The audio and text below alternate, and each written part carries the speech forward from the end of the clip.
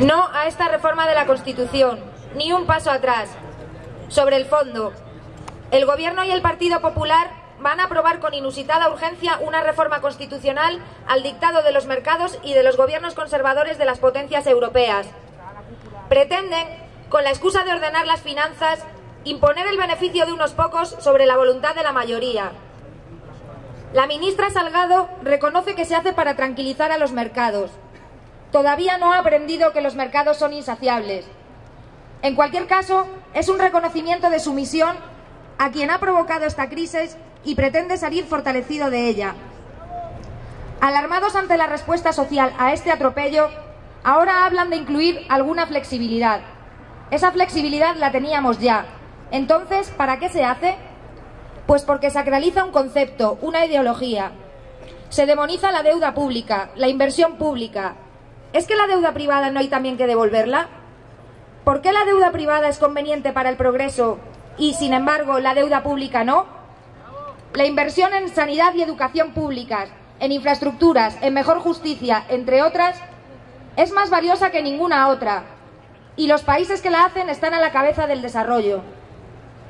En lugar de embridar a los mercados que especulan con la deuda pública en colaboración con las agencias de calificación, dan por supuesto que eso no se va a hacer y optan por entregar la pieza entera.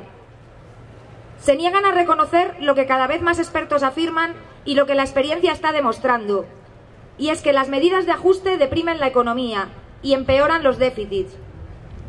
Esta medida no se toma en ciclo de crecimiento, sino en un momento en el que el déficit es necesario para relanzar la economía.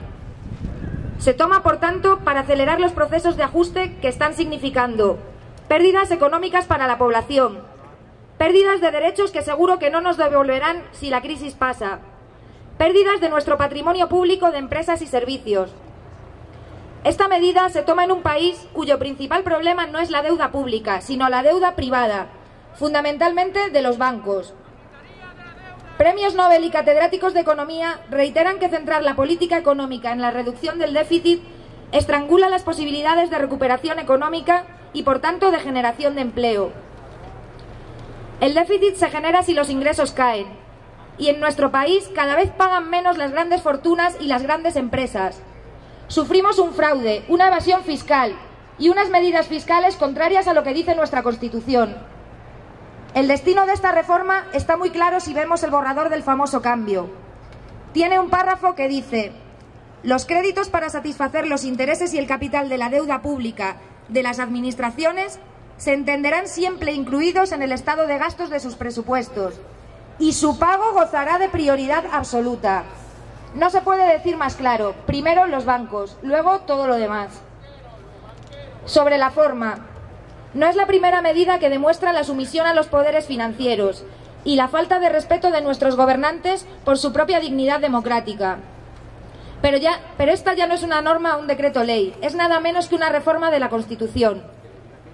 En agosto, y con la legislatura concluida, el momento en que se decide modificar la Constitución refleja un seguidismo a los más relevantes representantes de la derecha europea, Merkel y Sarkozy. Si las cosas están mejorando, según dice el Gobierno, ¿qué ha cambiado en pocas semanas, cuando el Gobierno no aceptaba esta medida propuesta por Rajoy?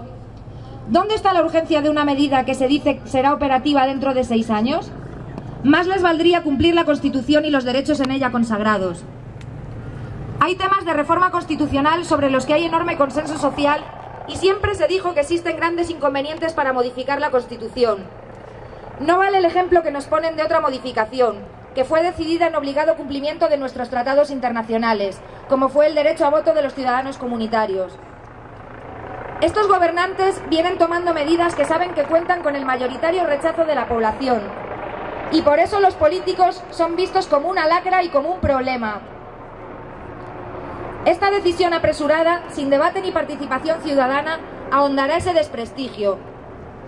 En el desgraciado caso de que no haya diputados suficientes para impedir esta chapuza democrática, exigimos poder ejercer la soberanía que nos garantiza nuestra propia Constitución y, por tanto, el derecho a votar no a esta reforma tras un debate en el que se garanticen los medios similares de expresión de ambas alternativas. No a esta reforma de la Constitución, ni un paso atrás.